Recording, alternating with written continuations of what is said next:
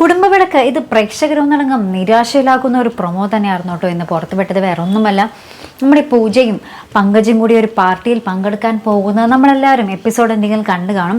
അപ്പോൾ അവിടെ ചെല്ലുമ്പോൾ നമ്മൾ പൂജയ്ക്ക് നല്ല ക്യാൻഡിലൊക്കെ വെച്ചിട്ടുള്ള ഒരു സർപ്രൈസ് കൊടുക്കുകയും എന്നിട്ട് നമ്മുടെ പൂജയും പങ്കജും കൂടി ഇങ്ങനെ ഡാൻസ് കളിക്കുന്നൊരു രംഗമൊക്കെ ഉണ്ട് കേട്ടോ. അപ്പോൾ എന്തായാലും നമ്മുടെ പൂജ പങ്കജുമായിട്ടുള്ള പ്രണയത്തിലാണോ എന്ന് തോന്നിപ്പിക്കുന്ന രംഗങ്ങൾ തന്നെയായിരുന്നു കേട്ടോ അതൊക്കെ. അപ്പോൾ അതൊക്കെ നമ്മുടെ രഞ്ജിതയും ഭർത്താവും ഒക്കെ ഇങ്ങനെ ഒളിഞ്ഞിന്ന് നോക്കുന്ന രംഗമൊക്കെ നമുക്ക് പ്രൊമോയിൽ കാണുവാൻ സാധിക്കുന്നുണ്ട് കേട്ടോ.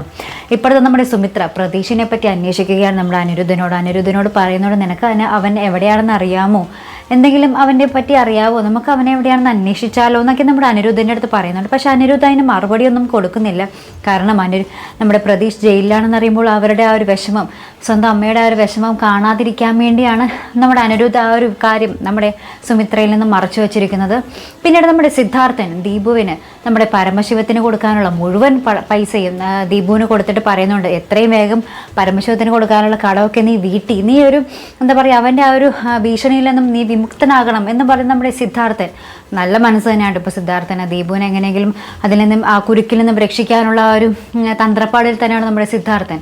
എന്തായാലും നമ്മുടെ സിദ്ധാർത്ഥൻ സുമിത്ര ബന്ധം, പിന്നെ നമ്മുടെ പൂജ പങ്കജ് ബന്ധം, അനന്യ അനിരുദ്ധ ബന്ധം, ഈ ഒരു ഇവരുടെയൊക്കെ എവിടെ വെച്ച് എന്താ പറയുക എവിടെ വരെ പോകും, എന്തായി തീരും, ഈ മൂന്ന് ബന്ധങ്ങൾ എന്തായി തീരുമെന്ന് അറിയാനുള്ള ആകാംക്ഷയിൽ തന്നെയാണ് നമ്മുടെ പ്രേക്ഷകർ. എന്തായാലും നമ്മുടെ പൂജ പൂജ ഇപ്പോൾ ഏകദേശം കൈവിട്ട് പോയ മട്ടാണ്.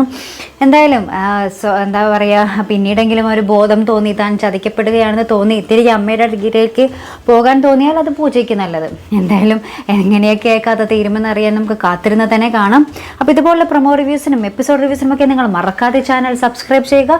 അടുത്തൊരു വീഡിയോയുമായി വരുന്നത് വരേക്കും ബൈ.